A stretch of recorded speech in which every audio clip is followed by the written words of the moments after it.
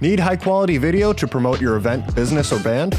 We can help. We're Pixel Pond, a video production team based in the Pacific Northwest, providing high-quality content to clients across the U.S. and Canada. Whether you want coverage of your live event to promote for next year, or need a camera and a camera operator for your next big project, we can accommodate projects of all sizes. Your story is important.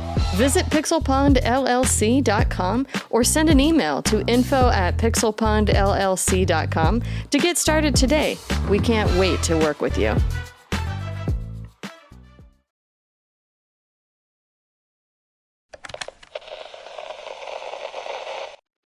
Parental warning. This podcast contains references to adult toys, strippers, hookers, and the old one-eyed wonder worm. Please podcast responsibly. Coming up on Gamers Week podcast. Pocketpair has made the surprise announcement of an official Palworld Trading Card Game. As you'd expect, the announcement has sparked further comparisons between Palworld and Pokémon, which has a hugely popular trading card game of its own. In September, Pocketpair announced Palworld Pal Farm, a farming and crafting spin-off that was revealed just a week after Nintendo revealed cozy farming sim Pokemon Pokopia. Looking forward to their anime that's going to come out, right? Oh my lord. Palworld card? Yeah, you can be the second best. I love this. I love to have no shame. I love to see them have like no shame about it. Right. That would be amazing. Oh my god.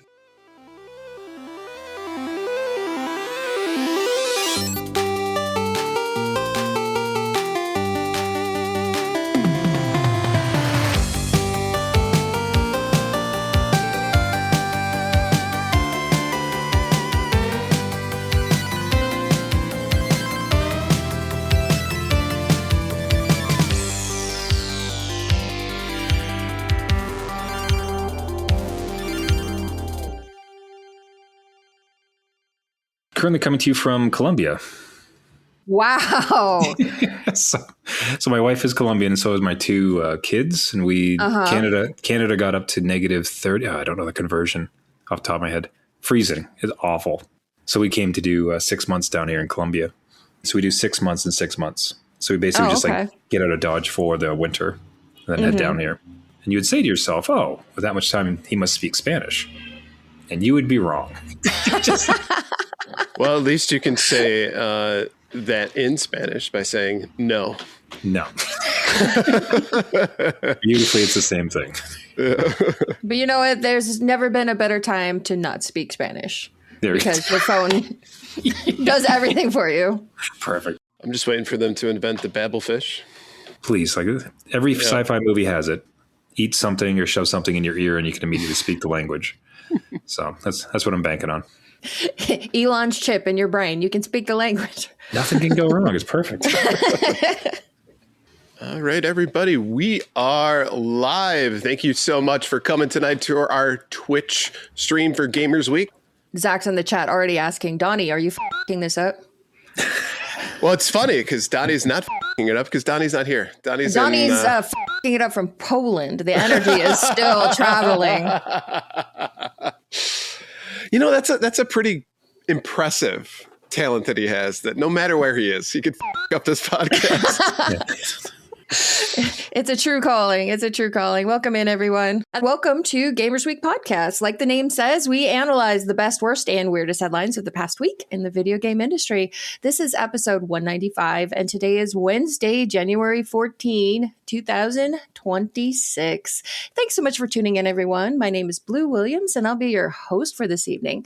But as you can see, I am not alone. I have two fine co-host with me. My first co-host is very excited that today is World Logic Day.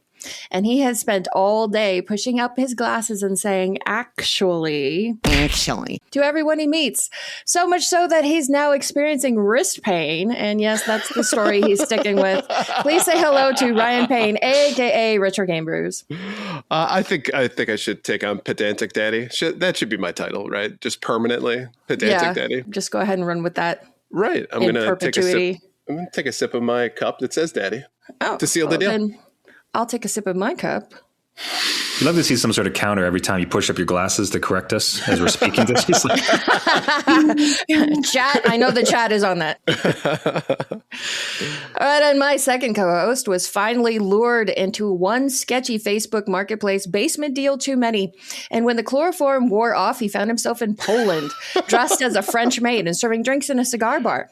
The good news is that he thinks he can earn his way back home, but the bad news is that he'll have to sell his new copy of Popful Mail to do it.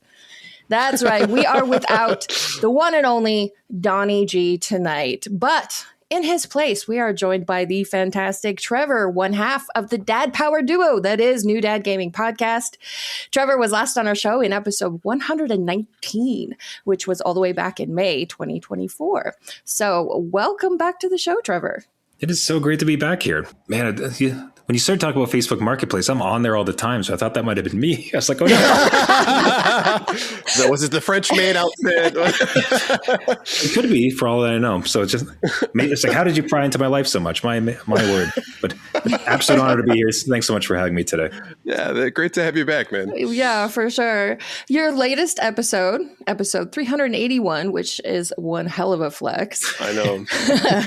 Was the culmination of a challenge that you and Jeff did to not buy any new games in 2025. Mm-hmm. And holy shit, I would fail that miserably. How did that go? Oh man. So you heard a little game called Claire Obscura and how everybody was talking about how amazing it was and like, oh, you so badly have to play this thing. Yeah. Not us.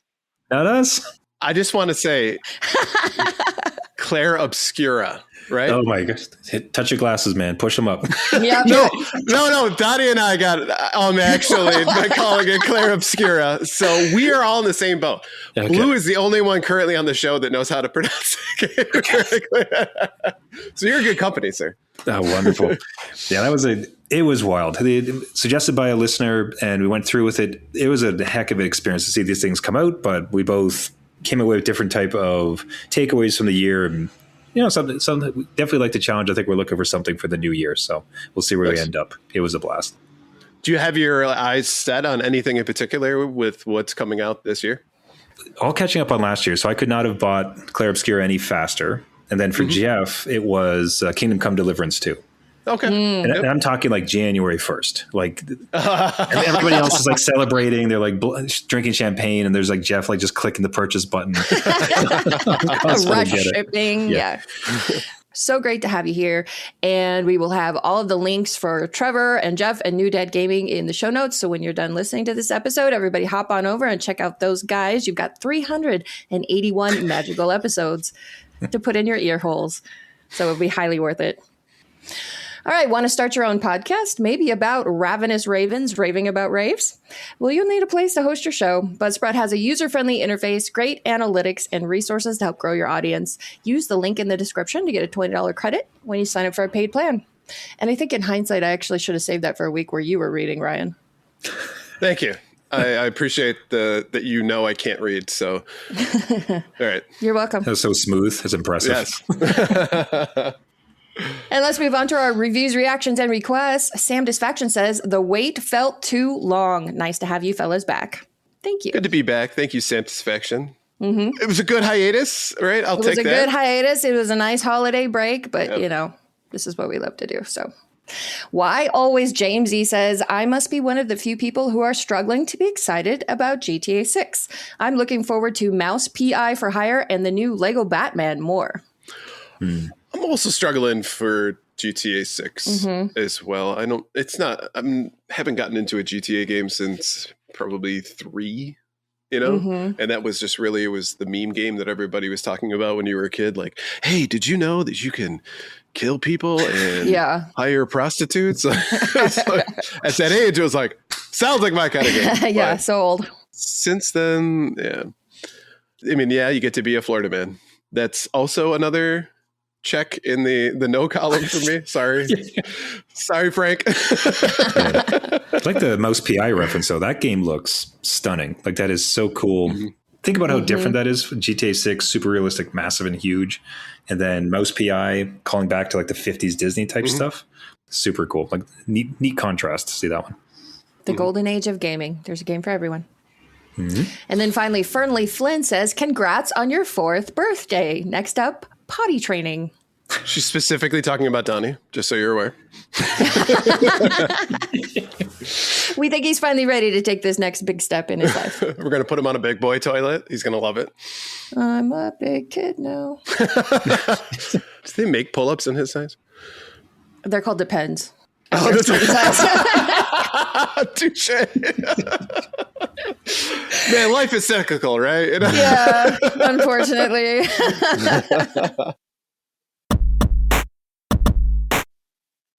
All right, let's move on to our patron shout-outs. Well, we couldn't do what we do without the help of our gorgeous patrons. Here are the generous folks supporting Gamers Week on Patreon. There ain't no getting off this train. Hybrid Divide, You Fall Before Me, Let's Play Princess, LaShorty, the Pixelpod family, including Shannon and Luke, and the Ski Ball Daddy, Zach, a.k.a. Old Cluster Nuts, Puzzle Butter, Number One Blue, Sick Boys Chan, John Barron, Sassy Sony, Evo Lust, Cyram, Al Warrington's Wacky Wavy, Inflatable Arm Flailing, Tube Man, Emporium, and Warehouse. Mega Retro Man, Gamatroid, Moradid, Michael, It's All in the Hips. It's all in the hips. It's all in the hips. Lakite. Emo ass Bill Tucker, you know the beeps, the sweeps, and the creeps. Fruitcakes, I hate it when my shorts goods. Twisted Pickled Pepper, Ducks with Thick Thighs, absolutely the best podcast, a work in progress. Bobson Dugnut, Blues Little Sis, Perler Daddy, Retro Blast Pat, B&T Zillaguy, The Mad Milkman, Seven Castle Forest, Crunchy Con, Claw Machine Daddy, Frank Grande, Love Retro BTW, Steven San, Ramboski, Terry Kinnair, and Don't Make Me Pull This Car Over.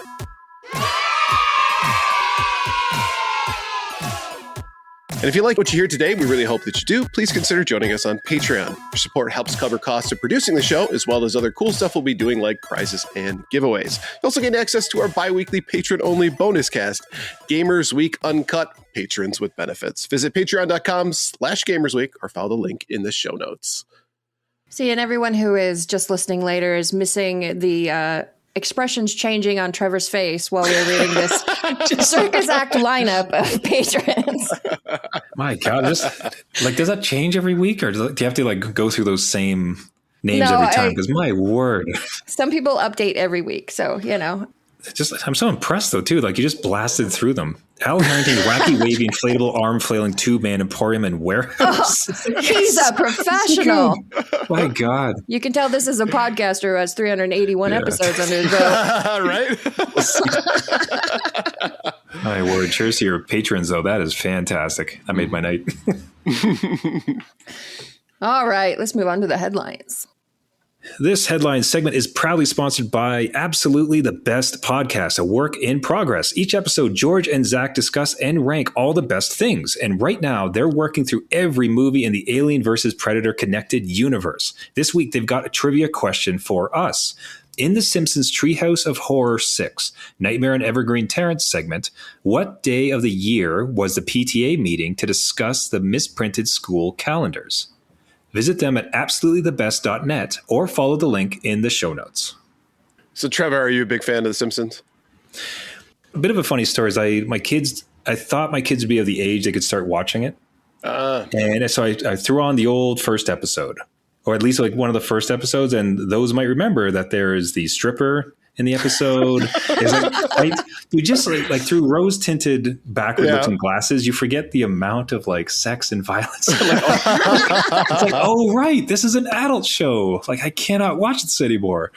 At least with the kids. So at that very moment, it was okay, kids, you cannot watch this for a couple more years, and I am now going to start watching this again because this stuff is still very funny.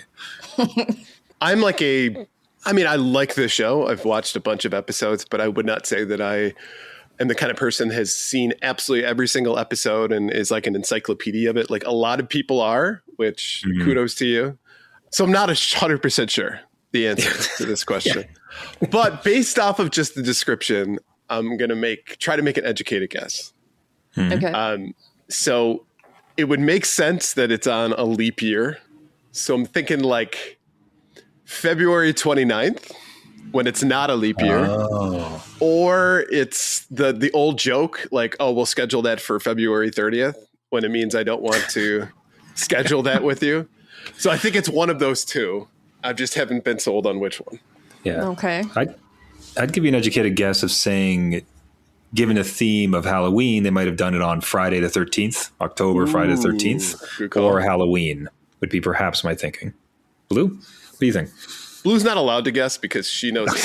Well, for the record, I did guess. I guessed the usual number gags because I'm like, the Simpsons writers are very, very intelligent. And so they're gonna make a joke out of this date. So I was like, well, it could be June 9th for 69. It could be 420. But I was like, no, it's 13 something. I was like, it's Friday the 13th something. And turns out Webhead in the chat actually has it because the correct answer is Smarch 13. They met on the 13th hour of the 13th day of the 13th month. Smarch. But yeah, when Zach posted that question, I was like, this is a highly specialized level of trivia knowledge that I couldn't even hope to reach. I don't know how good any of us would be at the bar night when it's Simpsons trivia. It looks like. Unless we bring your chat, and then it sounds like we'd be able to. Frank, are you available? That's a fantastic idea of just putting the phone, like live stream it on Twitch, right? And then just like watch the chat while we're doing trivia, and they can like. I feel like if you go to those, they probably tell you to turn your phone off. Yeah. Do people though? It's my team. It's like me and 300 of my favorite friends. It's like, what are you talking about? We paid our entry fee. What? We're all having wings. It's fine. The one drink minimum. We did that. Yeah. All right, let's move on to this week's headlines. Valve Steam Machine pricing may have just been leaked by a retailer, and shocker, it ain't cheap. When Valve announced the Steam Machine and Steam Frame in November 2025, the company declined to share pricing for either device. However, pricing for the Steam Machine was discovered on the website for the Czech retailer Smarty, reportedly an authorized seller of Valve devices in Europe. You can find the Steam Machine on the front end of the Smarty website, but it doesn't show pricing. However, Colossum Gamer explored the site's source code and discovered prices for both the 512 gig and 2 terabyte versions of the hybrid PC console at $19,826 and $22,306 Czech korunas, or about $950 and $1,070 US respectively. Everybody get that? That was a lot of numbers. Yeah, I'm still with you. Of course, take all of this with a grain of salt. Smarty apparently adds a 17% markup on products it sells, meaning the price could be closer to $814 for the 512 gigabyte model and $916 for the 2 terabyte version. For comparison, even with price hikes, the PS5 Pro and the Xbox Series X's most expensive variants are still under $800. With all that in mind, anything sold directly from Valve might feature a lower price. The Steam Deck OLED sells for $649 directly from Valve, but is nearly $200 more expensive on Amazon because it's sold by a third party. Regardless of whether the Smarty leak is true, expect the Steam Machine to have a hefty price tag. Across the tech world, prices will be going up. The worsening RAM crisis due to AI's insatiable need for memory is forcing companies to raise prices across the board, from phones and MacBooks to laptops and gaming consoles. Ramageddon may not find any kind of resolution until well into 2027, so whenever Valve's hybrid console launches, the price will almost certainly reflect the shortage. So I took a moment to figure out, like, what would it cost for you to build a mid to low level PC right now, right? If you started from scratch, did your own build. So the specs I used were like a 3090 graphics card, right? Which is now, they're in the 5000 series. So that's 2 generations behind, like a terabyte of SSD storage, a Ryzen 7 CPU, like a ROG motherboard, and then the case itself. So I put that all together and said, okay, like how much would that cost if you had it shipped to your house? We'll say free. You got free shipping on everything because you found the awesome deals. That'd run you anywhere between $1,100 to $1,200 in order to have them. With that in mind, if these prices are correct, the $950 to $1,100 for the Steam box, if that's correct, then I would say you're probably better off building your own. It's more customizable to you. You get to decide what's important in regards to the performance of it, and you can interchange things, which I'm assuming Steam probably won't let you do. Just like you can't really f*** around with your Nintendo Switch and plug and play and move stuff around. I don't know if that's the case with the Steam Deck. I just have to assume that most companies don't want you voiding warranties on things and turning machines into things they don't want them to be. That being said, if it's more in the $800 range, maybe that's more reasonable for someone who doesn't want to spend the extra $400 for customization. They just want access to Steam games and a PC. That makes a little bit more sense. But we're really teetering on that line where it's not an ultimate home run right off the bat. Like, oh, this is $640, but I'm going to get a gaming style PC. Let's do it. I'll sign up for that. I get access to a huge library of games, and you know what? I can take this thing on the go. It's probably more compact than building my own PC. Cool. I can do that. But when it's that close, there's got to be a differentiator, because then to me, it becomes almost commoditized, right? Where you're like, well, what's the difference? You know, I can wait a few months, especially with the way RAM is sitting right now. Maybe that price goes down. I can make some decisions in regards to how much that's going to cost. If I buy the Steam machine now with the price that RAM is at, I might have been paying more money than I want to at that point. So I need to find something that's going to make this machine stand out from the others. And I've yet to see that, because it sounds to me like it's a mini PC, not necessarily, but a mini PC in that sense of like a pre-build that is designed specifically to play Steam games. That's a good personal question for each person from an ROI standpoint. How much do you need it? How much do you want it? And correct me if I'm wrong, but the OS it'll be running, the same thing that's on the Steam Deck, like I think that's available, if I'm not mistaken. I think you can just buy Steam OS, or not buy, so download and install Steam OS. So even if you buy a pre-built unit for $1,000 to $1,200, and then just install that Steam OS, it's like there is zero difference besides how seemingly well made it is. Like it's a cute box. It's a nice looking unit. Sure. But besides that, like, yeah, it becomes a very interesting value proposition if it's as expensive with software that you can get elsewhere. Dottie just said, popping in to say Ryan sucks. I was right about the Steam box, and I am the Poland daddy back to bed. Sorry to cut off your excellent point there, Trevor. I just had to read that. I'm not seeing, I don't have the chat on my screen, but I saw your reaction. I'm like, oh boy, did I say something? Like, because I said cute box, was that hilarious? No, if I'm looking in this direction, it's not you. Okay, very good. Cute box, though. Trevor has been here before. Nice. Yeah, but I do wonder if it's if you think about, you will often hear PC fanatics really go against consoles. It's like, why would you get a console? You could just get your own and it's customized. But people say, I don't want to. I just want to spend, like, give some money, get some games, never have to worry about it. And perhaps Steam is trying to bridge that gap where it's like, if you want to touch PC games without an actual full PC, like, this is your MO. And it looks nice. It's going to sit good. 100%. And I agree that if it was for a shorter price point, they would nail that absolutely knock it out of the park. The problem is that it's about equivalent right now. So I know it's not, this thing is not intended for somebody who's going to spend $10,000 on their PC. I get that, right? This is not somebody who wants to get a 240 gigahertz monitor and just go nuts, and it's the big curved setup and everything. Like that's not this person. But you're right. I think it's somebody who has traditionally gone for consoles that sits there and goes, man, there's a lot of really great games on PC I would love to be able to get access to. I just can't at this point. But again, I think there needs to be an additional incentive at that price point. A couple of points, though. We would normally assume, you guys are correct, that the PC crowd would not be interested in this. But I feel that we said the same thing about the Steam Deck. And yet people went gaga over that. I think people were more excited about the concept than actually purchasing it. Because if you look at the actual sales numbers, I don't think it crushed it per se. I mean, it didn't crush it compared to like what a PlayStation would do. But it's not going to be the Switch. I get right. that. For a niche handheld thing, I think it did very well.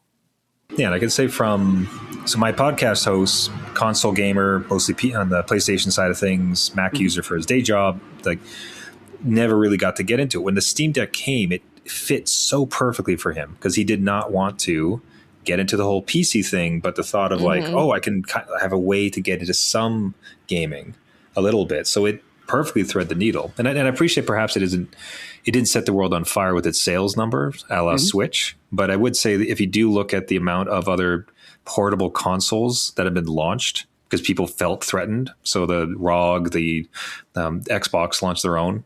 So it's a space all of a sudden people seemed interested in, and you like to think they're not going into it unless there's blood in the water per se. Right. For sure. And I think one of the things it also does is it probably created a reputation for Steam for creating a high quality product that even if you own a Steam Deck, you may still be interested in this box. Especially considering the Steam Deck is a few years old. It's maybe it's time for an upgrade, Well, and to be fair to the Steam Deck, it was twice as much as a Nintendo Switch. So it was. You're right. Doing a fraction of what the Switch did is still impressive.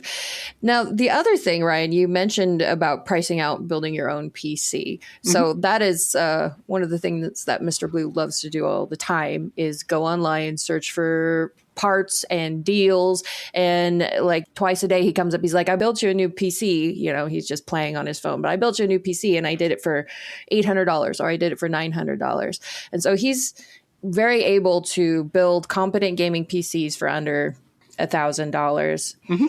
So that makes it even closer to what this is hypothetically going to be priced at. But I think when this might actually become a decision point for a lot of people is when the next generation of consoles turns over, PS6 and the next Xbox, good point. Whatever, prices are still going to go up. Imagine what that gen is going to be priced at. So if the Steam machine is still between $800 and $900, and then Sony and Xbox are pricing their new gen at the same point, you may as well get the box that lets you play Steam games too. Only concern I would have for that is just obsolescence. I don't know. Are you able to crack open the Steam Deck and replace things if you want to, upgrade memory and all that kind of stuff? Yeah, my understanding is they're offering a really good level of customization of it. Okay. Because that I think would be huge. That if you're talking about years in the future, PC gamers are constantly buying new stuff. It's like the shiny new toy that they got to add something new for it. Right. Oh, wait, there's a game that that won't play at the perfect frame rate. Now I have to buy a $4,000 graphics card. I need it. I don't think you understand. Right. Yeah, 119 frames. What am I, a joke? Come on. let's drop $1,000. I'd be really curious, like based on your point, like with the next gen, like I'd be curious if this permissions Sony and Microsoft to start at the 1,000 price, where basically they're watching it. They're like, oh, okay, well, if the Steam Deck is going to be now competition and they've set it at 1,000, neat. We all get to be 1,000 too. Hooray. And then it becomes this ludicrous price war because it's like you're all trying to compete with each other, but you're all different things. And like I said, as long as Sony and Microsoft are putting their games on PC, which they both are, you may as well get the box that does all of it. You know what? Simon Esther actually brought up an interesting point here. He said, I'm frugal as I want a PC so I can play games from 30 years ago. I have a backlog. I don't need to spend $3,000 on a high-end PC to have a lot of fun. A lot of retro gamers, I think, would find this to be pretty attractive in that sense, right? Especially, I mean, even if you're talking about playing games from 10 years ago, this would be accessible. Right, because I'm looking at this and I'm thinking 512 gigabytes. That's not enough. Not for modern stuff. No, but for Simon's model, it would be just fine. Yeah, and with the retro handhelds, for a long time they kind of occupied a space of let's call like $100, like 150. Some of them have started to creep up into $300, $400, $500 territory. Because they now go up to like GameCube, Sega Saturn, like some of the PlayStation 1 and 2. So if that's the case, it's like, well, I could buy this rinky-dink handheld thing, or I could buy this Steam box that also then gives me access to some of the more modern PC games that I want. And even if it's not modern, it'd be more like, what's that one? Absolem? The game that was it's a roguelike, a little bit like Hades. Like, you don't need the greatest stuff to play it, but it is a PC game. Well, sorry, it's on some other consoles, but you can play it on PC. It's like, this will allow me to touch those while also dipping into my retro stuff as well, which would be great. Mm-hmm. And often what we're seeing too with console exclusives, a lot of times after a year or two, they're available on PC. Where hey man, Master Chief is showing up on PlayStation. I know. All bets are off. Right. It's a brave new world. If you would have asked me 3 years ago if that would have ever happened, I would have laughed in your face. Well, yeah. Once upon a time, we would have said you'd never see Sonic on a Nintendo console. That's true. That's very true. Brave new world. I hate you know what? here. Nintendo will never have Sonic. Like on the playground. Yeah. You just call him up, Billy. Fuck you. Who was that? All right, next up, Pocketpair has made the surprise announcement of an official Palworld Trading Card Game. Pocketpair has partnered with Japanese TCG specialist Bushiroad for Palworld official trading card game, which has a July 30th, 2026 release date. This game is a 2-player competitive card game where you can enjoy strategic tactical battles through deploying various unique pals, reads the official blurb. Team up with your trusty pals and experience the thrill of overcoming formidable enemies through this exciting trading card game. As you'd expect, the announcement has sparked further comparisons between Palworld and Pokémon, which has a hugely popular trading card game of its own. In September, Pocketpair announced Palworld Pal Farm, a farming and crafting spin-off that was revealed just a week after Nintendo revealed cozy farming sim Pokémon Pokopia. Pocketpair is, of course, embroiled in a high-profile patent battle with Nintendo and the Pokemon Company over Palworld, which is expected to progress this year. The Nintendo Palworld lawsuit, which has been ongoing in Japan since its announcement in September 2024, involves 3 patents, 2 related to monster capture and release, and 1 related to writing characters. So we are sure that it is pronounced, what is it, Pokopia? I was thinking it's like Utopia. Pokopia. I got it. There's the logic I'm there. still rolling with Pokopia. Pokopia. Okay, you know what? You do you. I don't judge. Man, Pocketpair was just like, yeah, we're going to lean into this whole thing. Decided, you know what? We're going full Pokemon. Yeah, it's like Nintendo looks out the window. It's like, well, I hope they learned their lesson. They're just sitting in the parking lot, giving them all middle fingers. It's just, it's like, are you kidding me with this? And the audacity, the boldness of it. Like, I don't know if it is. Do they have a death wish? Is it former Pokemon people who hate them, like exes of them? Is it just a cash grab of get as much of that Pokemon money as we can before we get sued into oblivion this year? Like, there's no way I would have ever suspected they would go after the Pokemon card game like that. My God. I'm pretty sure Pocketpair's mission statement is FAFO. They have that up in their office buildings. Yesterday, I was thinking, like, they're not even trying to hide it. I'm not sure that they were trying to hide it a lot before. It wasn't real subtle. But now they're just like doubling down and copying Nintendo's homework. Every class that Nintendo has, Pocketpair is like, we're going to do that. And I do wonder if it's because they know that at some point they're going to be stopped, so they may as well cash in as much as possible while they can. God, you know what they need? They need the mobile game. Like there says the Pokemon, what's the one on the phone? Pokemon, we walk around and catch them. Pokemon Go, they need Palworld Go. Just do it. Go after every single one. So now if they announce that next week, Trevor needs to get some royalties. Right, I agree. Nailed it. Yeah. They're not just copying their homework. This is like from the movie Spies Like Us, where they're cheating at the exam. Like he's pulling out an eye patch. It's got all like their written answers on it, right? He's leaning over going, what did you get for number 4? This is so obvious and so fantastic. I got to say, with Nintendo in particular being such a bully in this space, often we see with like emulators and everything like that. I applaud this. This is like, it feels a bit like comeuppance in a way for me, at least. don't get me wrong. I love Pokemon. It's not like I want Pokemon to fail. I don't want, Nintendo to fail. That is not what I'm looking for. But what I will say is I like when people take on conventions and are willing to push the limit and provide competition. Because Pokemon, great game, don't get me wrong, but Palworld has been extremely successful because they took that concept and tweaked it and potentially made it fun for a different audience, right? Made it a little bit more adult theme. As they say, it's Pokemon with guns. So why not have a little bit of fun, expand out on that and allow more than just one singular vision of what that kind of world could look like, making it a little bit more tongue-in-cheek and fun. So I got to give them kudos. And then to your point, this is just another middle finger. So now this just makes them like, it makes them the cool kids on the block. Let's be honest. Right? If anything, I'd be kind of curious to see if their card game could capture any audience with it.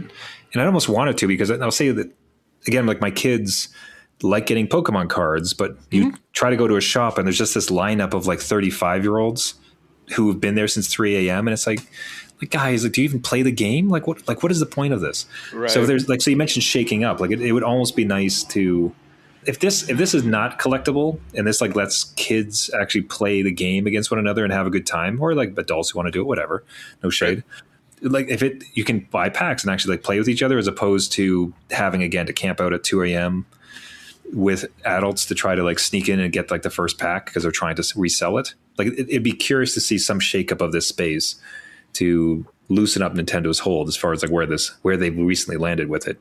Yeah, you're not wrong. It's like every time Nintendo has the Pokemon cards and the Happy Meals, it always creates pandemonium. People buying like 50 Happy Meals and then just dumping the food and taking the cards. Oh, yeah. I know.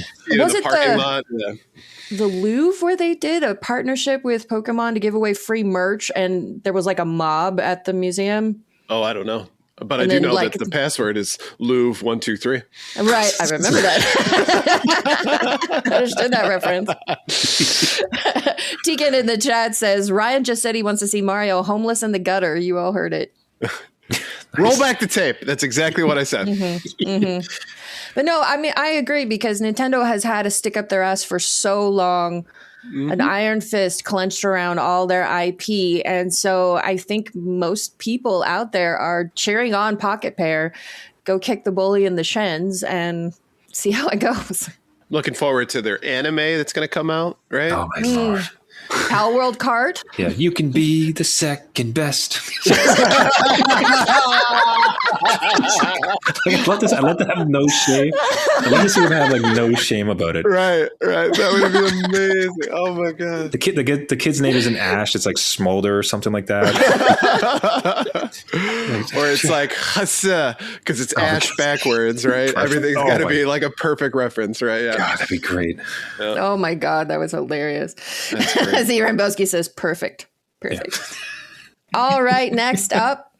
GameStop, our favorite store, is closing hundreds of stores just days into the new year as CEO Ryan Cohen aims to take home $35 billion in performance-based stock options. With reports emerging online of dozens of store closures just after 2026 began, a blog that tracks GameStop activity using employee reports and the company's store locator claims to have recorded 390 shuttered GameStop locations a little more than 1 week into the year. It's another hit to GameStop's physical presence in the gaming market. For the last 10 years, GameStop has closed more stores than it has opened in the U.S. each year, with closures often numbering in the hundreds and 590 closures alone in fiscal 2024. Meanwhile, GameStop announced earlier this week that Cohen, who took over as CEO in September 2023, is up to receive a staggering $35 billion in performance-based stock options. For Cohen to receive the payout, the company's board of directors states GameStop would need to reach a market capitalization of $100 billion and achieve $10 billion in cumulative performance. GameStop's market cap currently sits at about $9.5 billion. The award is designed to incentivize Mr. Cohen to achieve extraordinary growth, the announcement says. I think we just need to pause there. Extraordinary Gross. Extraordinary. GameStop has looked to new bizarre ways to gain traction in recent years as it continues to double down on collectibles and memes, including its short-lived NFT marketplace and its first ever Trade Anything Day, which saw customers bringing in literally anything for trading credit at their local stores. Earlier this week, the New Zealand Herald reported that GameStop's EB Games branch had made a proposal to close its remaining stores in New Zealand. It is the 14th of January. Mm-hmm. And this is the first time that we've mentioned NFTs. Made it 2 weeks, folks. 2 weeks into January. I'm telling you, NFTs are just going to haunt our podcast forever because our very first episode was about NFTs, and we just can't get away from them. We should make our own NFT. I kind of assumed you guys had NFTs at this point. We should have. We really could have capitalized on that one. We do have our own crypto. It's called Daddy Coin. Oh, boy. No rug pull, guarantee. You're kidding me? We pull all the rugs around. Yeah. For the 8 people who invested $3 a piece. Tree fitty. So $35 billion is quite the performance stock incentive. But it only requires you to increase the market capitalization of your company by tenfold. No big deal. And you know what? They're doing a really good job by having trade us all of your crap days, which just makes sense. You know, you can say, look at all of the inventory we have. Look at all the stuff we have. We can put that towards our assets on the profit and assets and liability sheet because, yeah, you know, like a used spoon or an adult toy that's been used, we can make up something for how much that is. Then we say it got stolen. Take the money from insurance, and look at that. All of a sudden, we got $100 billion. Profit. Extraordinary. So they're basically just the new thrift stores. So eventually. So just so you pick up the latest copy of Palworld. You can grab yourself a nice pair of slacks, head out to the $100 million. Slacks. Yeah. Slacks, everybody. Mm-hmm. She's making a reference to me making fun of her for using that word. But the best caveat is that I had used it like 5 episodes before. So receipts. You see, and that banter is an NFT that you can sell on the GameStop like marketplace. Right. I don't know. So it's just so bizarre. Like, how on earth to even begin to approach this kind of conversation, because the numbers are just silly, like they're made up and nonsense completely. And at some point we all went to a local game store and like we're flipping through the CDs to figure out what we wanted, like, oh, they have this is amazing. So I think for anybody a little bit older, like you can think of game stores of being these like awesome places, especially before downloads, of where you got your next fix, you got your next game, this is amazing. And then especially for folks who've like been through this cycle to like see this bastardization of it, where it's now what you have to assume is nothing but just financial jury rigging to try to get a couple people to be crazy rich after all the silliness of the GameStop stuff. Did either of you buy GameStop stock at any point? No, I purposely did not. I did for a week. I honestly, which I don't blame you. That was really, it was a meme stock at that point. Like it was going up. So it was a great lesson where I bought it and it immediately tanked. I'm like, okay, it's like, oh, I hate investing. And then it came back up to the original price and I got out. I was like, okay, nice. Lesson learned. Thank you, GameStop. I am not a day trader. This is wonderful. But I hate the fact that the amount of humanity that's lost in between. Our GameStop near our house, there's 2 lovely women who run it, and they do these Pokemon events where you can come in and they have this whole book and you can trade and they get everybody around. They like give away free packs, and there's people just trying to run, and they like games and they want people to enjoy games. So amongst all this financial nonsense is a bunch of stores that hopefully would try to sell some things and some people trying to run it. And it's like, damn it. So whatever was the guy's name? Ryan Cohen. It's like, I'm sure he cares a whole heck of a lot about people bringing their kids to game stores and trying to have a good time. Yeah, probably. That's why they're scolding employees who are kicking people out who tried to bring in the dildos for the Trade Anything Day. Right. We're emphasizing a family atmosphere here at our stores. Anything. I have 2 favorite parts about this article. The first one is that they're talking about a blog that tracks GameStop activity. So I love that in 2026 you can find anything on the internet, even a blog that tracks GameStop activity. My second favorite is like, okay, well, the company needs to achieve a $10 billion cumulative performance, and they currently are sitting at 9.5. So it feels like when you go on Twitch and people are like, oh, I'm so close to 200 subscribers. Come on, let's do this push and get everybody. Help me over the hump, everybody. It's like, you know what? We should all band together, go buy some stuff at GameStop and help Ryan Cohen get this $35 billion incentive. When you're paying $120 for the next installment of Mario Kart, I'm going to be thinking about Ryan Cohen. It's like, I hope he gets a little Ryan Cohen tip jar as you're checking out. So would you like to help Ryan Cohen like achieve his dreams? Every little bit helps. But I agree. This is it's nonsense numbers that you could close stores and have been closing stores for the last decade. And then you're incentivizing this guy for extraordinary growth. I mean, I feel like everything I learned in high school math was a lie, because this seems to be how the world works. They work on a different math. So more stores, more money. No, you need less stores. Right. Fewer stores, more money, obviously. So, but how you sell things? You're just not getting it. You just don't understand finance. Right. This must be why I'm not a billionaire, because I didn't learn their math. Dragoon ARC says, Cohen sucks. We disown him as a Canadian. 100%. Go Canada, go. I was going to say, Trevor, is he one of yours? Yeah. Shire Hobbit Baggins says, Sarah McLachlan commercial, please support this poor CEO. From the heart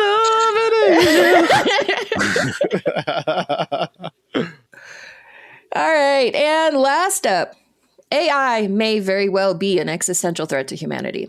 But at least we no longer have to worry about its most harrowing implication. Larian has confirmed Divinity won't have any AI-generated genitals.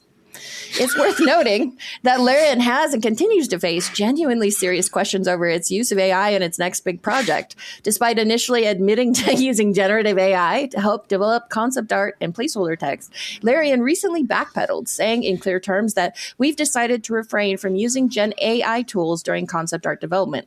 They did, however, clarify that Gen AI will still be used to improve the speed with which we can try things out. During a recent AMA held by Larian's official Twitter account, a fan by the name of Lulu predicted that the game's lizards will probably use AI-generated books. Apparently, that was a line too far for Larian's technical animation director, Ricardo Ayasta, who stepped in to clarify. I can guarantee that all the genitals in the game will be manually crafted with love, he said. So there you have it, folks. No AI-generated lizard penises or AI private parts of any kind in Divinity, which unironically is wonderful news. Having only been announced just recently, Divinity is probably nowhere near releasing, although one of the few potential bright sides of Larian embracing AI to some degree is that it will hopefully take less time to make Divinity than Baldur's Gate 3, which was in development for 6 years. So Rambowski said no AI jizzle physics. Oh, damn. It takes a human touch to really get that jizzle right. Was it not, correct me if I'm wrong, was there not like the horse testicle physics in Red Dead Redemption 2, where if you go into the cold, like it shrinks up a bit? And then it's just the thought of like a guy fresh out of school and he's just sitting there molding it perfectly. He's like, I went to school for 4 years. And I spent a month on this. I don't know, maybe. Oh, so what did you do for Red Dead Redemption 2?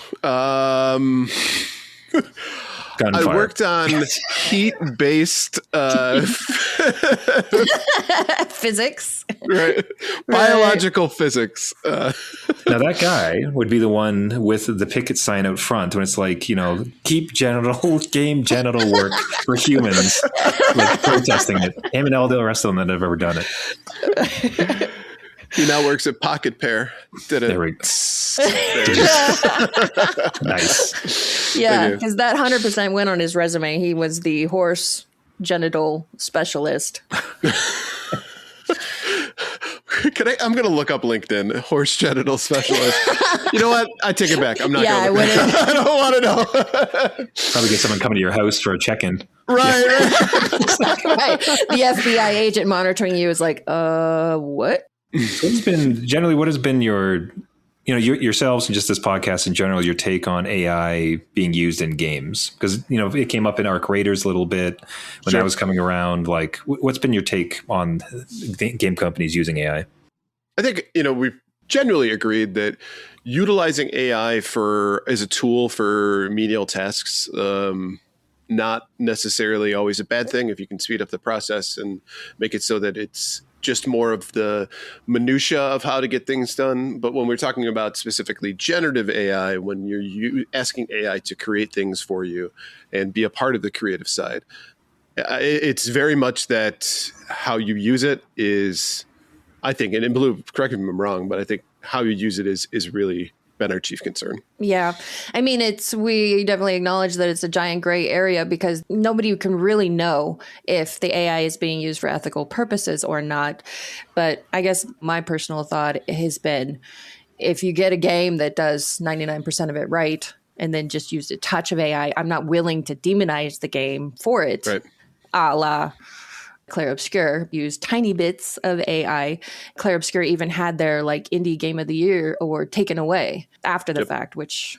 Yeah, but that's because they filled out the forms wrong, right? They lied on the forms for that, saying they didn't use generative AI. Well, I think it also depends on how do you define it? Judge it. But how do you define it? Because none of it made it into the finished game. So maybe they're like, no, there is no AI in the game. But anyway, the point being, I'm not willing to demonize a game for it, even though I do prefer it not be there at all. Yeah, the interesting case we had been discussing was around generative AI for voices. Mm-hmm. And I honestly, I did see some merit for it, but it kind of depends on what's the intent. Because let's say, because for the company, if the intent is, ha, ha, ha, I don't have to pay voice actors anymore. Right. That's garbage. That sucks. That's no great.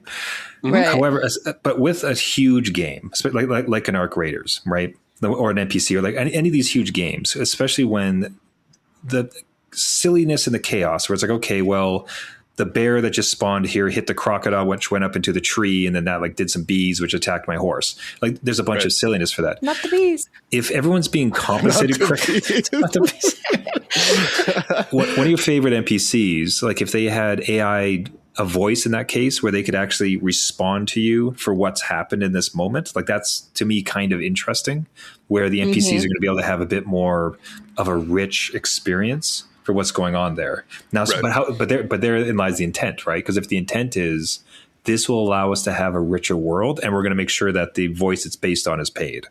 Cool. Right. That's the biggest piece to it, is that if you're going to make that part of it, you should compensate them as if they read all of those lines, not just read this sentence so we can make your thing into AI.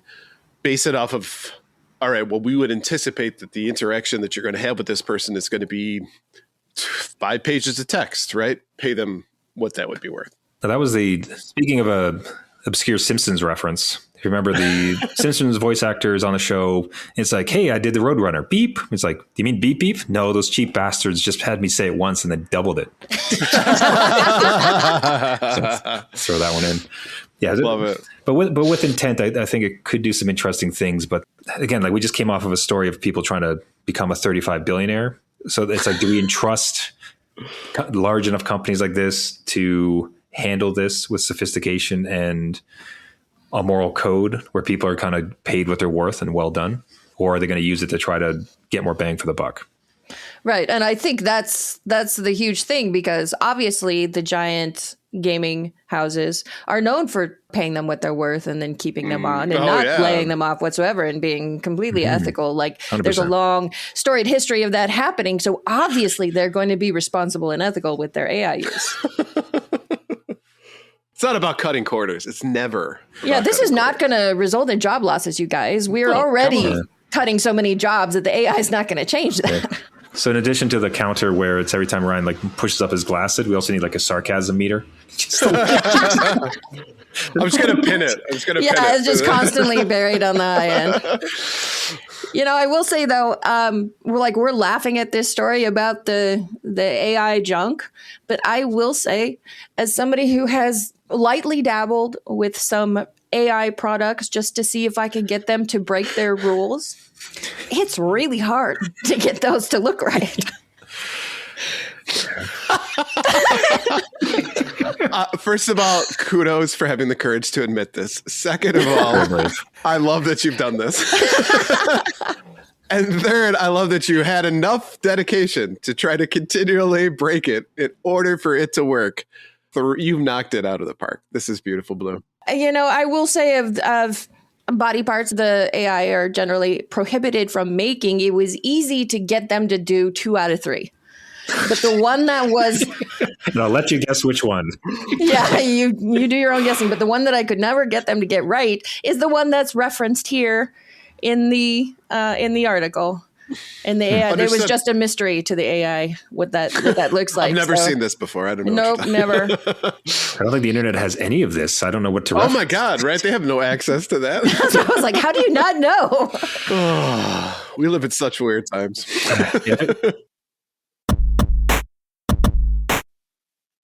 All right, let's move on to our top 3 new releases. All right, first up, it's Legend of Heroes Trials Beyond the Horizon for PS5, Switch 2, PS4, Switch, and PC.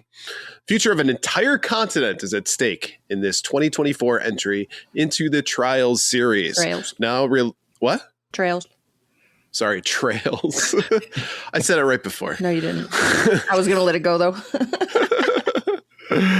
Now released worldwide for the first time, explore the vast Calvard Republic with 3 different protagonists, nurture connections, and master powerful skills in both real-time and turn-based battles as you uncover the secret at the core of Zamura.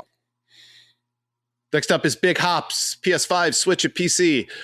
Tongue swing, free climb, and build your own path forward in a new kind of 3D platformer. Plant veggie bounce pads, tight ropes, hook shots, and much more. Find a way through this huge desert, ocean, and mountain world and collect bugs, upgrade your backpack, and meet animal friends along the way. And last up, Hytale, early access for PC. Set on an adventure built for both creation and play, Hytale blends the freedom of sandbox with the momentum of an RPG. Explore procedurally generated worlds full of dungeons, secrets, and a variety of creatures, then shape it block by block. Our early access release focuses on polished core systems, exploration, responsive combat, and robust building, alongside creator-first tools for making your own content. Craft mini-games and running community servers. Jump in, make your mark, help us grow the world together.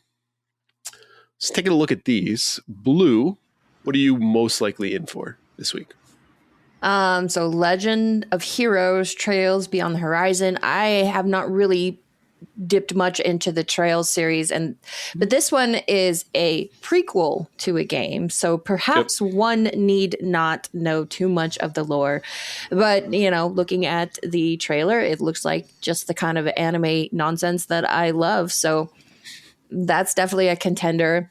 Big Hops. So I love the pause. That was the a pregnant pause. My goodness. Yeah. you know, the internet has ruined you when you look at a frog, a cartoon frog, and see him solving all his problems in the world with his tongue. And yeah, just the dirty jokes abound. I can't stop it. My mind is ruined. Gameplay looks fun though. So that's another contender. Hytale, I think, is an interesting case because, of course, it was in development for 10 years, was canceled 6 months ago, and then resurrected from beyond the grave. And you have to get their own launcher if you want to play it. So it's not available on any of the major launchers, which I think is a big ballsy move for them to be like, no, we are going to get enough of an audience to command our own launcher. I am not into Minecraft, so RPG Minecraft is not really going to change that, but I wish them the best of luck. So for me, it's probably Legend of Heroes first, Big Hop second. And nothing, not even touching Hytale. No. Okay. No. Fair enough. Trevor, what would you most likely buy if you were buying games in 2026? Well, I am now. The problem is I have to try to catch up. There's so much to go. There it is. Right? Congratulations. You played yourself. You did it. But with that, I think there's something to be said about a bit tighter experiences. Like one of the games I was playing last year and no games was oh my God, I can't believe I forgot it. It's the FromSoft game from last year. From last Elden year? Ring? Night Ring? My lord, Elden Ring. Yeah. Sorry, Elden Ring. So like the sheer size of the darn thing. Like it's just like, okay, I could just spend an entire year with very limited playing time. So the thought that something like Big Hops, which I do like the cutie aesthetic, like I do like that it's sort of, it seems like it's going to be like a smaller, tighter world as opposed to something like Hytale, which does look interesting, but it's just like the size of it is like, I'd like to try to beat some games this year and not like start out on too many big epic adventures. Right. Anything for myself, it'd probably be more like Big Hops. How about you, Ryan? This one's kind of a tough one for me this week. I've played a few Trails games. They're good. They're fine. Especially if you're looking for fantasy RPG kind of stuff. It's not something where I feel like I need to play every single entry into the series. And as Blue pointed out, it is very anime-y, which you know is my absolute favorite. 100%. Can't get enough of it. Yeah. Big Ops. Okay. It's a thing. Whatever the thing is definitely doesn't spark joy for Ryan. So gonna pass on that. And you're right. Hytale looks to me like a less blocky version of Minecraft, right? It's the polygons are a little bit more rounded, and that's about it. It's RPG Minecraft. You know, and for the record, the chat is very excited about Big Hops. There we go. It looks cute. And again, I'm not here to yuck your yum as far as things go, right? It's just, that's my personal feeling. So to me, honestly, it's probably going to be mostly a pass on all three. None of these are just sticking out to me as like a need to buy. And I think as a resolution for this year, specifically for Sheriff Snacks, I'm not going to say I will buy a game without actually intending to buy the game, because he gives me a hard time. Like, oh, you're going to buy it, huh? You never freaking play those. No, this is a big resolution for Ryan to stop lying. Calls me liar game brews specifically. So yeah, That's notable. That's honorable. So we're turning over a new leaf, and this is just for you, Snacks. Love you, bud. So before we move on, let's take a quick break to talk about our sponsor. This segment is proudly sponsored by the Retro Game Club podcast. It's a fantastic, family-friendly retro gaming podcast. In each episode, Rob and the guests pick 2 games to play and discuss, as well as news, interviews, and other topics. This week, they're doing a special episode on the Power of Choice Nintendo Demonstrator Program promo tapes. Visit them at retrogameclub.net or follow the link in the show notes. There are so many great nostalgic stuff that Nintendo put out in the 80s for this kind of stuff. If you look at like the training videos they have, if you're like a distributor for Nintendo and like how to deal with problems, those are hilariously bad, right? To watch them. There are a million of those other promo tapes for like the Nintendo World Championships. There was ones for like Street Fighter, which, by the way, would not fly today because there are definitely some very offensive accents in that. In the 80s? No. Yeah, right. Never. And so kudos to them for taking some time to watch some of these promo tapes. When I was doing RGB High Score, in between matches to kind of keep things fresh and keep people entertained, I would play a lot of these. And I don't know how many times I would have people who would go, wait, can we go back to that? I want to see how that finishes up. So it's like, so you didn't come here for the gameplay. Got it. Cool. There you go. You just have a YouTube channel where you just loop training videos. Right. Yeah, I wasn't familiar with these. I did a quick Google search because I've seen the ones that you would do. And the YouTube videos that I pulled up on these, they were like an hour each. So I was like, holy crap. When I have some time, I want to sit down and go through these. I bet they are hilarious. You should check out the one that they did for the Christmas release of Donkey Kong Country. Oh, that sounds like gold. Wow. There's a guy who's like, hey, man, like, what's up? My name is Trevor. All right. And Trevor, that's how you need to introduce yourself next time. Yeah, I was gonna say, it's like listening to my own recording back. That's amazing. Right. He's like, yeah, they got this cool little game. It's just off of Donkey Kong. And you remember that Donkey Kong, the big gorilla from back in the day? Well, he's back and he's wearing a tie. And it's like, oh my God. Take it down a notch. Like, you're here. Take it down 5-10% there, Squirrely Dan. But that was in the 90s, right? That was everything needed to be over the top. And it fit in with the time. But they were talking about like, all right, so let's pretend like a kid comes up to you and he's like, hey, what new game should I play for this? And it's like, you should probably check out Donkey Kong Country. It's probably the coolest game that's ever been made. And while you're there, you should probably buy one of the cleaning kits for the Super Nintendo. Always make sure you're upselling. Are you auditioning for Nintendo right now? Because like I'm pretty good. I am. Guys, book them. Like you should sell games to kids immediately. Oh, you should work for Palworld. That'd be so much better. There we go. Yes. Yes. Yeah. See, I think we need to just clip that and sell it as an NFT. Yeah. Nonstop. I can't see. Said I had the N64 tapes from the 90s. Those were great as well. They would have the new games that were coming out, and then they would have like tricks and tips. And there was a segment where it was snarky comments. Like they would read like a comment from somebody who mailed something in and then reply to it extremely sarcastically. Highly recommend. So if you are looking for a rabbit hole, look up promo tapes from Nintendo from the 90s. Also include Capcom, Babbage's, the Retro Store, right? Funko Land, a lot of great stuff. And then you'll probably end up in the rabbit hole, which I did, which was like grocery stores from the 80s and their training videos, or Wendy's with grill skills. All good Grill stuff. skills. Mm-hmm. You know what's beautiful about this is that they say that people don't have a sense of history in the modern times. Look at the stuff we have preserved. Grocery store training videos from the 80s. Well, kudos to the Retro Game Club podcast for doing God's work and going down this Indeed. rabbit hole discussing them. Indeed. Absolutely. And now, it's time for the very important poll. Every month, we post our VIP or very important poll. If you'd like to participate, follow us on Twitter and Blue Sky at GamersWeekPC. This month's question: do you think video games were better when they were shorter? Well, not exactly a tie here, but we saw that 64%, so about 2/3 of you said yes. About a third of you, 36%, said no.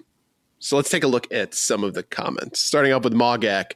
Gameplay loops needed to be better, but I prefer the in-depth storytelling of longer games. There's absolutely an upper limit of about 40 hours for the main quest, though. Pete Scarrett said, I won't answer for everyone because different strokes for different folks, but for me, video games were unequivocally better when they were shorter and about best effort / scores over beating or finishing them. Long games are intimidating, and I only finished less than 0.5% of games played. Alan Matee said, I wouldn't say that they were better, but I would say a lot of games now are longer than they need to be. There's a lot of bloat and padding because of this weirdly widespread idea that games should be so many hours per dollar or whatever. Nightingale. Oh, man, I cannot read today. That's a tough one. I'll allow that. I'll allow that. Nightingale. Yeah. Yes and no. Yes, as sometimes it's good to have a few shorter games to break up any monotony or give you something to do while waiting for something new, or you enjoy the faster pace. No, sometimes you might need the long game to keep you busy enough or enjoy longer paced moments. And finally, Joe Chacon says, long, short, either way, I never finish them. At least he's honest. Yeah. Sometimes the struggle is real. Yeah. What game have you spent the most time in?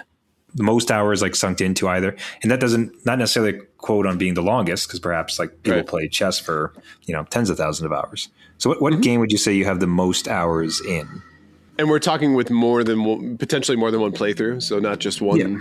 Yeah, just like total time spent in a game. Yeah. Because I'm kind of curious like where it lands for you on a short game versus a long game. I've put so many hours into Chrono Trigger over the years, replaying it and replaying it and replaying it, because there is so many endings, and I wanted to get them all right. Would you consider that a long game or a short game? I would, by one. Today's standards, I would consider it to be a shorter game. When you're talking back in the 90s when it came out, it was a much longer game than most games that were out at the time. I think it falls within that small subsection. Yeah. Blue, how about you? Well, Puzzle Better says the size of the game matters. I have a couple hundred hours in Bolatro, probably pushing 600 hours in Vampire Survivors, which you could argue is a short game because it's a half-hour rounds. And then I've got 300-400 hours in Elden Ring and Assassin's Creed Odyssey. And I think the difference is that with the longer games, at least for me, like I love a game with a giant map. Give it to me. Give me all the giant maps. I want them. And then I will explore every inch of that map, and then I will put the game down and never go back to it. But there's a game, a shorter game where you can justify sitting down and putting just a couple of quick hours in because you're not committing once again to another 200-hour experience that you've already thoroughly 100%ed. So I do see it both ways. But the way that I answered this poll was I said, yes. I said, no, games are better when they're longer because I prefer, instead of having the same experience over and over and over and over again, just because it's short, I would prefer to have an extended experience that is more or less new. Yes, there's bloat and then there's, cookie cutter fetch quests and all that kind of stuff used to pad the size of a game. But overall, I would prefer one long experience versus the same short experience repeated over and over and over again for the same amount of time. I'll say for me, because I prefer retro gaming, there's this instant desire to say, yes, games were better when they were shorter. Because most of the stuff that I play is probably would be considered short by modern, sensibilities. One thing I will say about certain games, like for example, like Mega Man 2, I can play that game or Mega Man X over and over and over again because it feels like every time you play it, you master it a little bit better, right? You do more, you're able to run it faster, you're able to, kill enemies quicker, whatever it is. So there is something about that where you feel as though you're making progress in some sense. But for me, because of the focus on retro games, having games that are 200 hours worth of content and plus is a bit intimidating to me. And maybe why I haven't embraced the biggest games that are out there, the stuff from FromSoft, where it's not only hours long, but it's also hard as balls. Right. So even more adding to the intimidating factor. A lot of these games are kind of slow burns as well. So you got to put 30 hours in before you really understand the story or it gets good. What if I don't like it by the time it gets to that point? Where I could have played something else that took me 40 hours to complete. By 30 hours, I'm so invested. I know exactly what I want to do. I probably know by hour 4 in those types of games whether or not I want to continue. Of course, we've talked about this a million times, but gamers aren't a monolith. This is, of course, an extremely subjective opinion. Donnie, I would imagine, doesn't give a shit about RPGs. So for him, game length is probably not as important, right? The really good comment that I liked was mentioning about the padding. There's a lot of bloat and padding. So this came from Alan Matee, who said there's a lot of bloat and padding because of this weirdly widespread idea. The game should be so many hours per dollar or whatever.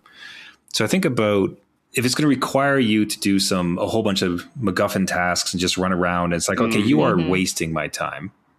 Whereas something like I'll say my most played game is Skyrim. It's the one that I have like the most hours in. Right. And I don't know that I ever played any side quest or something in that and thought to myself, it's like, oh, you're making me do this to like waste some of my time. Like the cup noodles side quest for Final Fantasy. The point at which Final Fantasy just really broke my heart.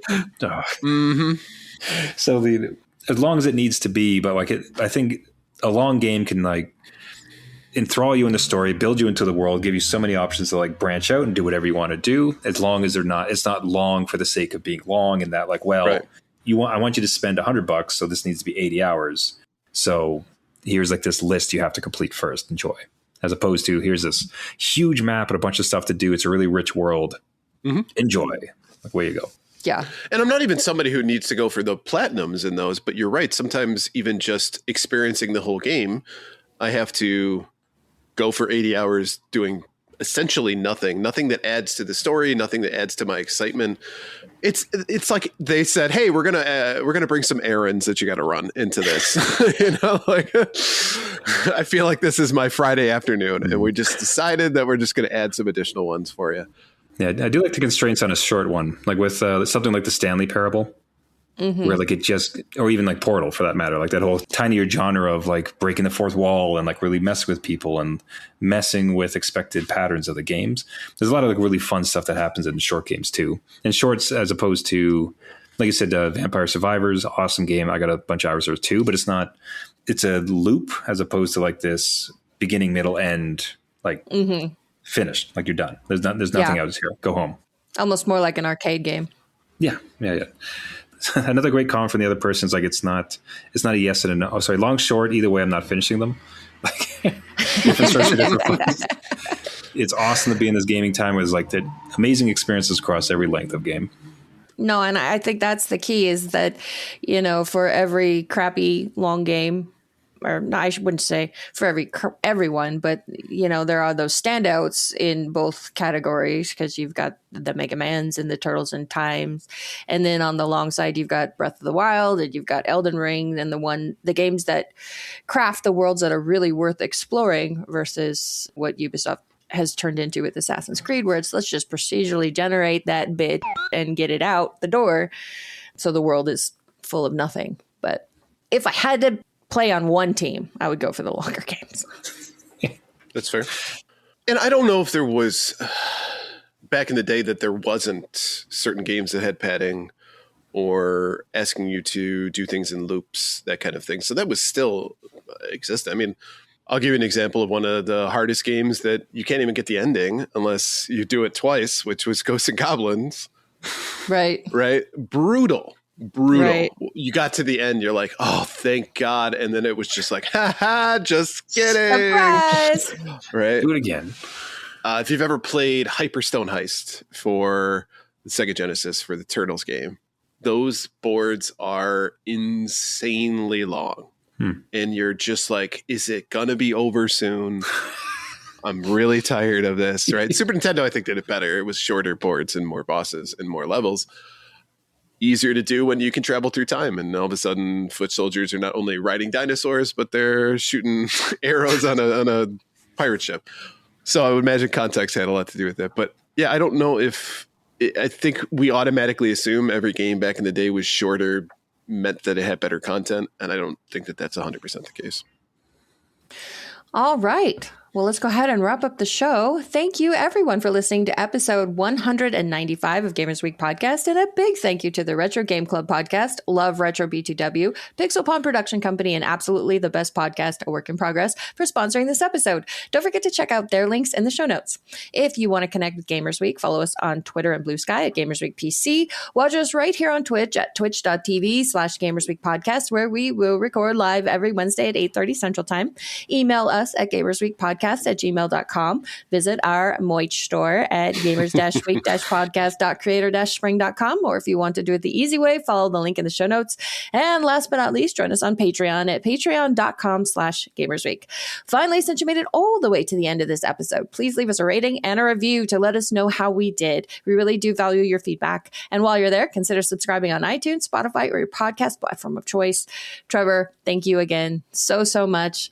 Absolutely. Such a joy to have you here. And let's not make it a year and a half until you come back. No, guys, always such a blast, such an honor to be with you guys here in the audience. Thank you so much. Always fun. Absolutely. Let's do it again. Before we go, can you let everybody know where they can find you? Yeah, for sure. So you can find me and Jeff at the NewDadGaming podcast. You find us on Twitter and Blue Sky at NewDadGaming, and our website besides newdadgaming.com.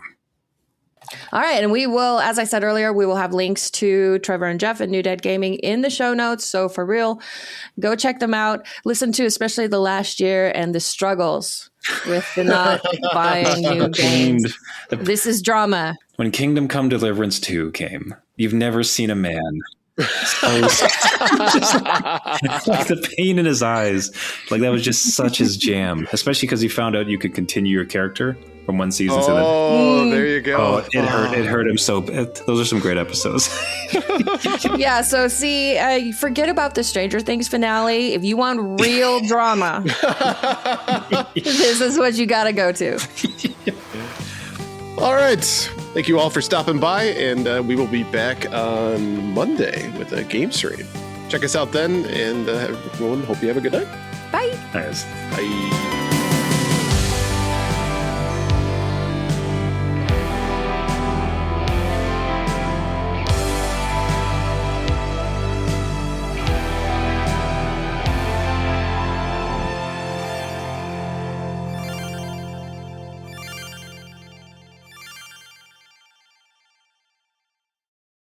So what time is it there?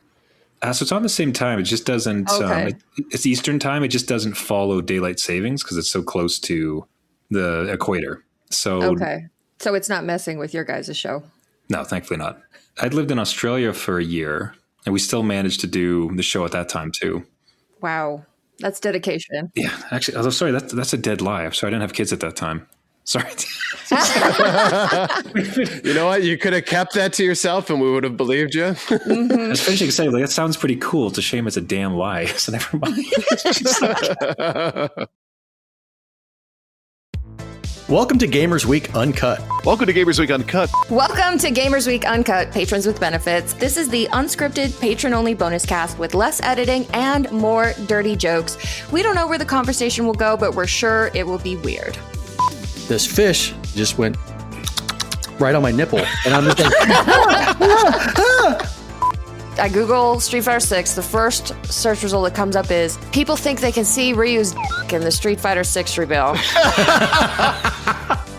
Listen up here, kids. You're not going to want to get one of those VDSTDs things, right? Make it fall off. When you go, grab a pro. You'll be doing it for America. that was perfect. If you want to hear weekly episodes of our patron-only bonus cast, join us at patreon.com/gamersweek.